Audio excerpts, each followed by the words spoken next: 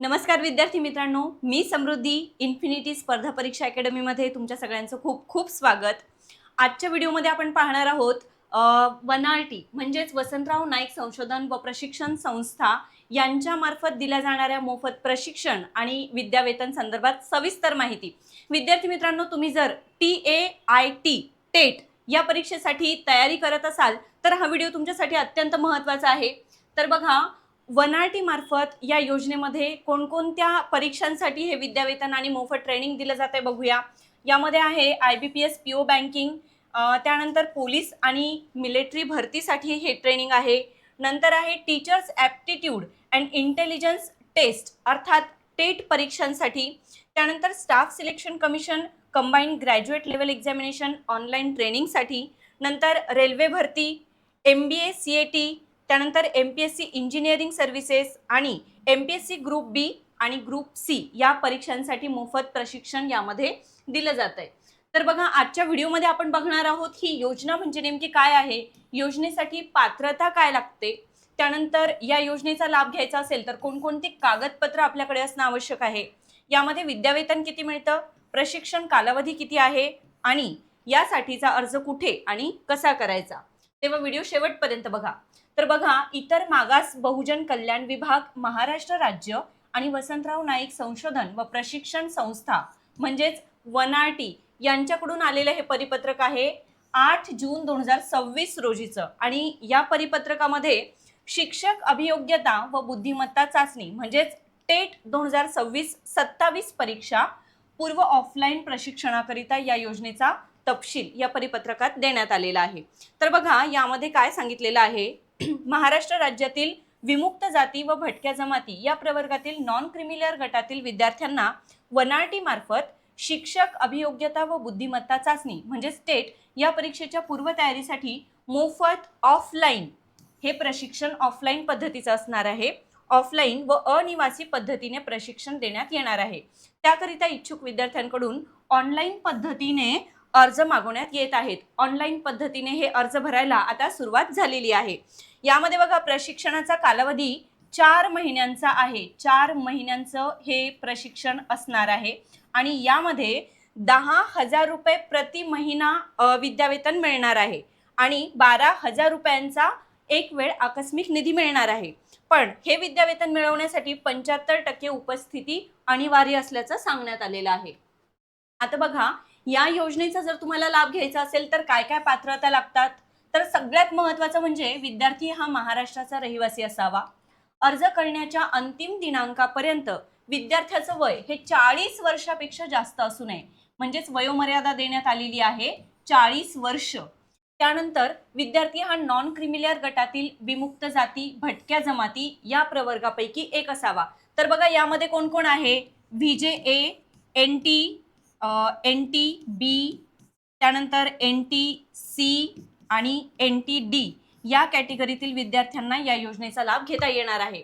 शालेय शिक्षण व क्रीडा विभाग यांचा एक शासन निर्णय आहे त्यानुसार आणि तसेच शासनाचे वेळोवेळीच्या आदेशानुसार अर्हता प्राप्त उमेदवार सदर परीक्षापूर्व प्रशिक्षण योजनेकरता पात्र राहणार आहेत। त्यानंतर बघा, TET, CTET पेपर 1 आणि 2 B.Ed मध्ये प्राप्त झालेल्या गुणांकांच्या आधारे एक मेरिट लिस्ट लागते। खालील निकषांनुसार त्यानंतर अंतिम निवड केली जाते। वर्गवारीनुसार जागा वाटप व शैक्षणिक अर्हता खालीलप्रमाणे, जे आपण पुढे व्हिडिओमध्ये बघणारच आहोत।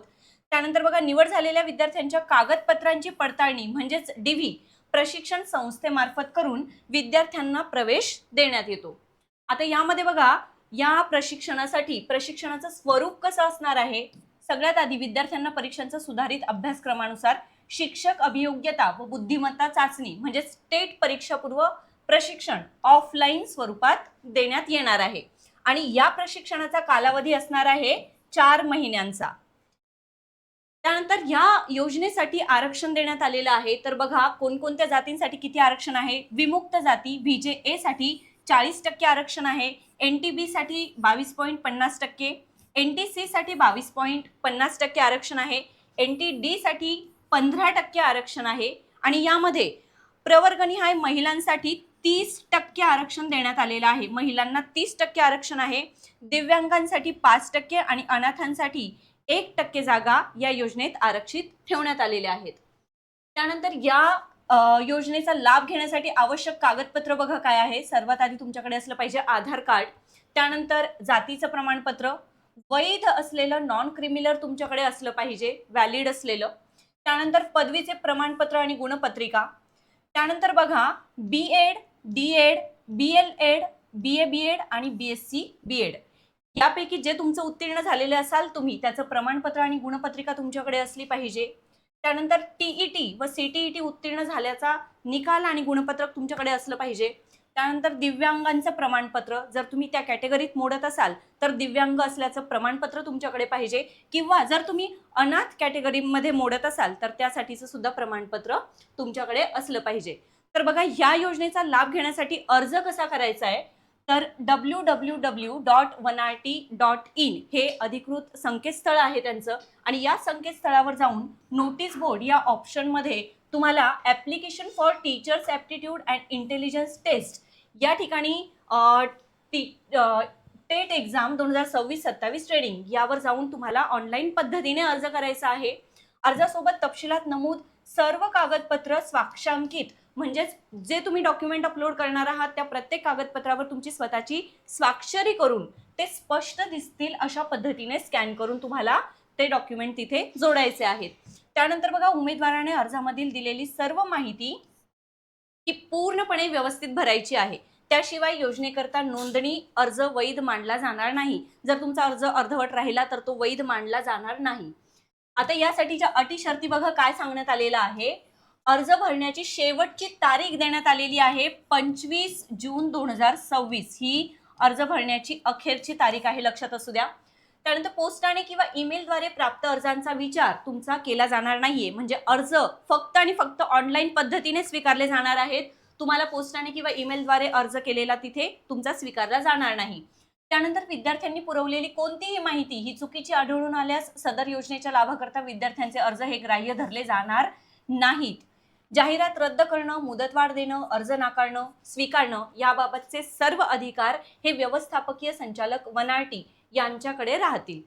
त्यानंतर बघा कोणत्याही माध्यमातून व अंतिम निवड प्रक्रियेच्या दरम्यान किंवा प्रशिक्षणाच्या कोणत्याही टप्प्यावर उमेदवारांनी सादर केलेली माहिती ही जर चुकीची, दोषपूर्ण किंवा दिशाभूल करणारी असल्यास, अथवा उमेदवाराने यापूर्वी 1RT मार्फत राबवण्यात येणाऱ्या कोणत्याही योजनेचा लाभ घेतल्याचं आढळल्यास, तसेच महाराष्ट्र राज्य शासनाच्या सारथी या संस्थेमार्फत योजनेचा लाभ घेतला असल्यास त्यांची निवड रद्द करण्यात येईल. म्हणजेच तुम्ही महाराष्ट्र शासनाच्या 1RT किंवा सारथी या संस्थांमार्फतच्या योजनांचा लाभ जर यापूर्वी घेतला असेल तर तुम्हाला या योजनेचा लाभ आता घेता येणार नाही.